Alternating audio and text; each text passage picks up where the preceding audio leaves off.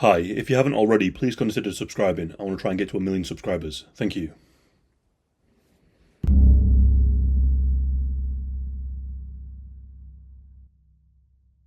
This case takes place in the United States of America in the year 2013.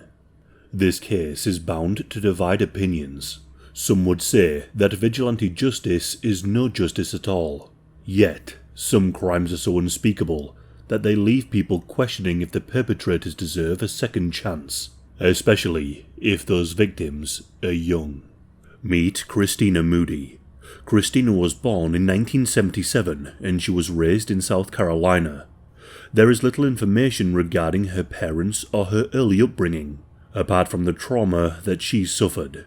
She was raised in a family environment devoid of love, care, and attention.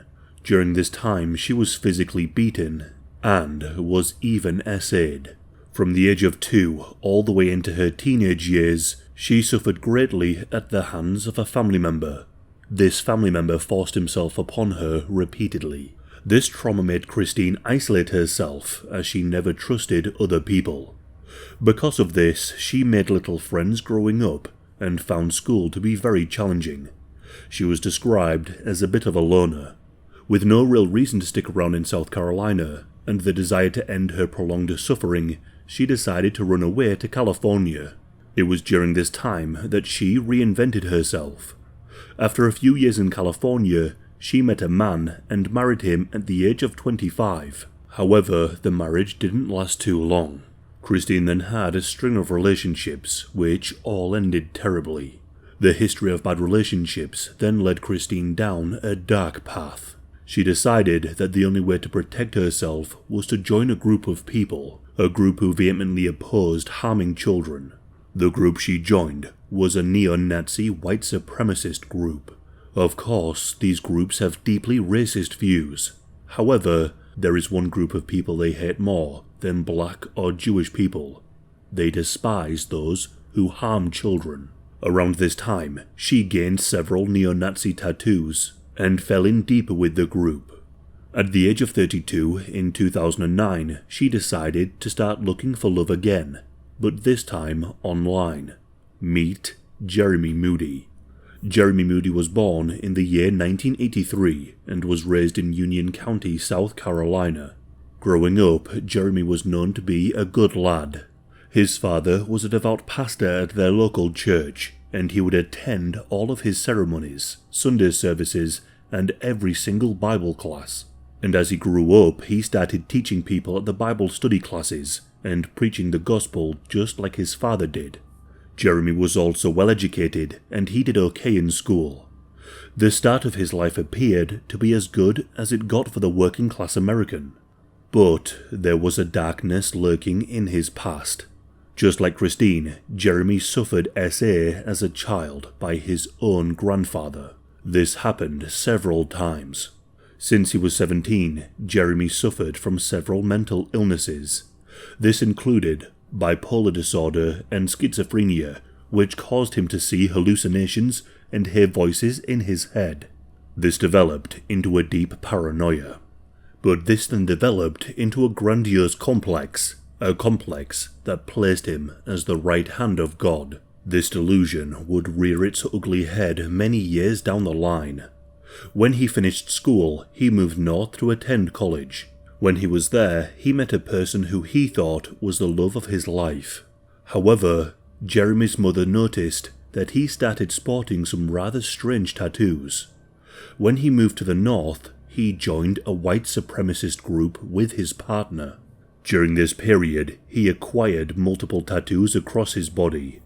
These included the number 88 on his hand, which symbolizes Heil Hitler, and the words White Power inscribed across his bald head. The words Made in America were stamped on the side of his head.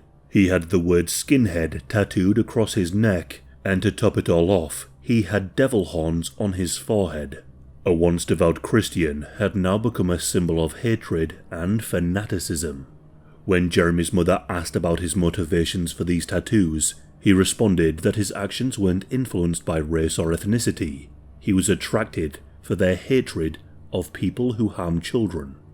Not long after, Jeremy split with his partner and moved back to South Carolina.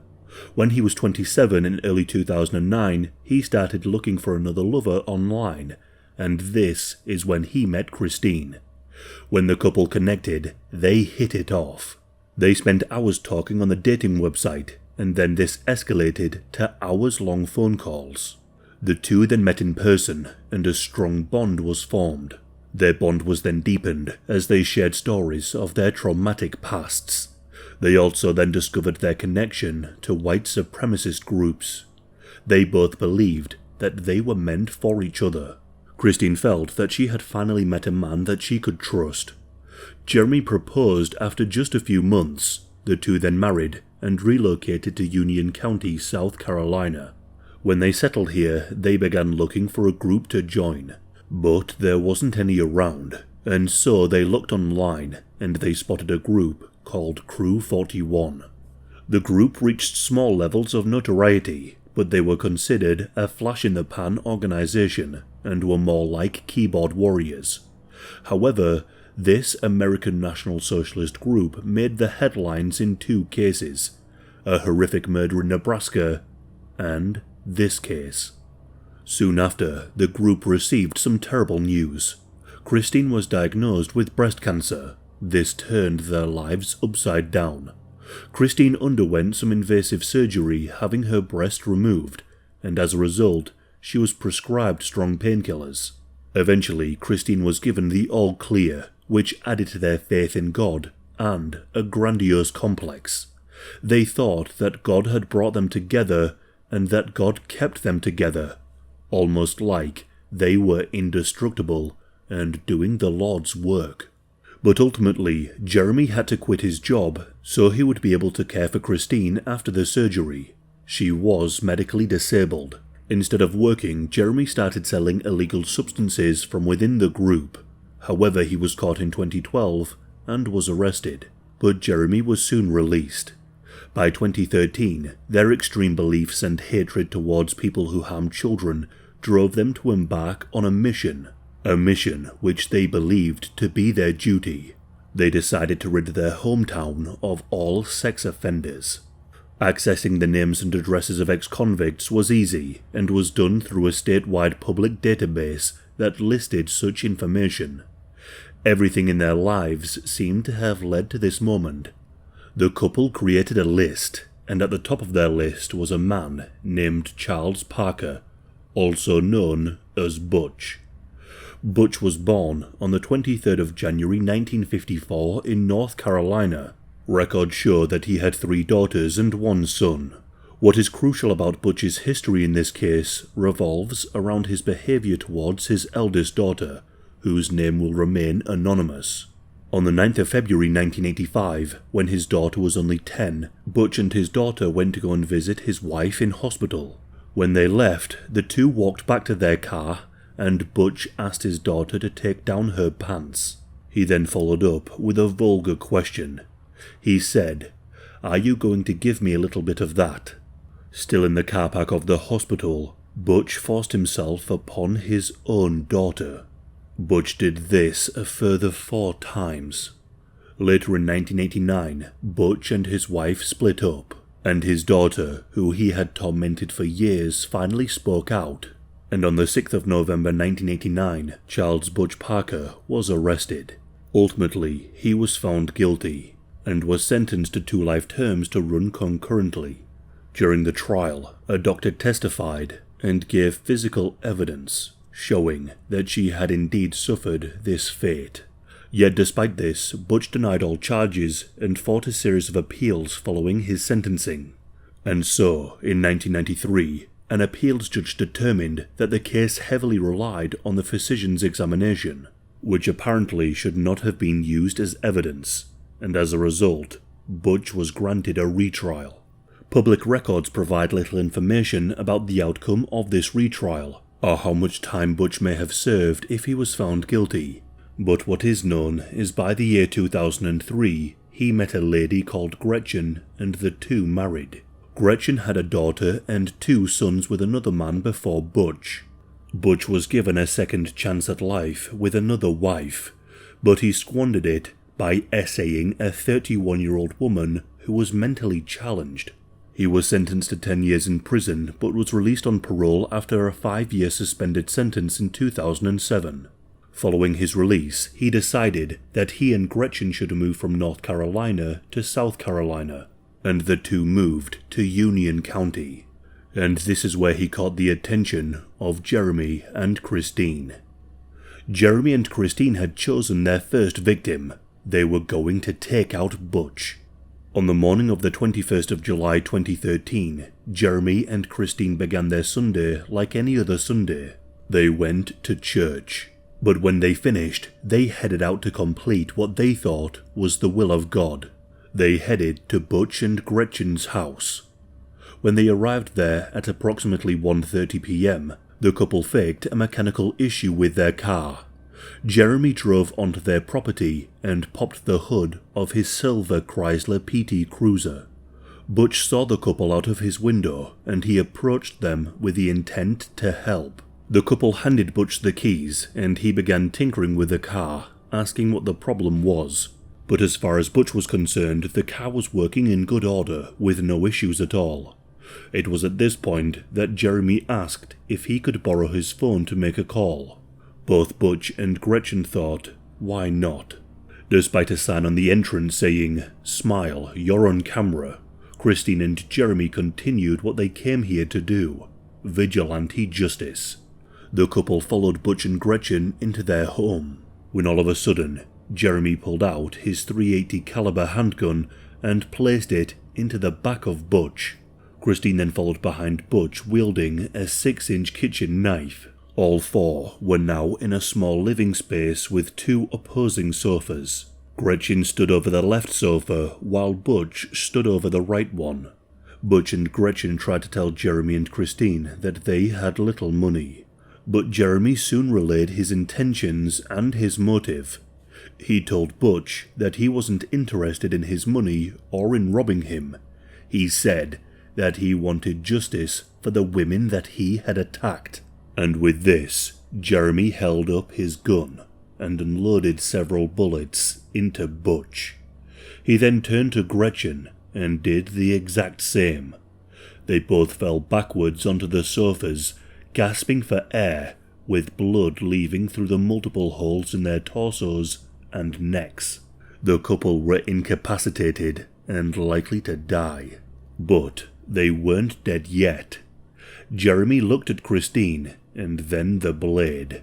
Christine then walked towards Gretchen as she slouched over the arm of the sofa and she slit her throat. Christine then looked towards Butch, who was almost lifeless at this point. She then proceeded to walk towards him, raised the knife above her head, and stabbed him several times in the chest. Overcome with joy and fulfillment, the couple walked towards each other, kissed, and then lit up 2 cigarettes. They saw this as a victory. This entire encounter lasted 6 minutes, and once they were finished with their cigarettes, they left like nothing had happened.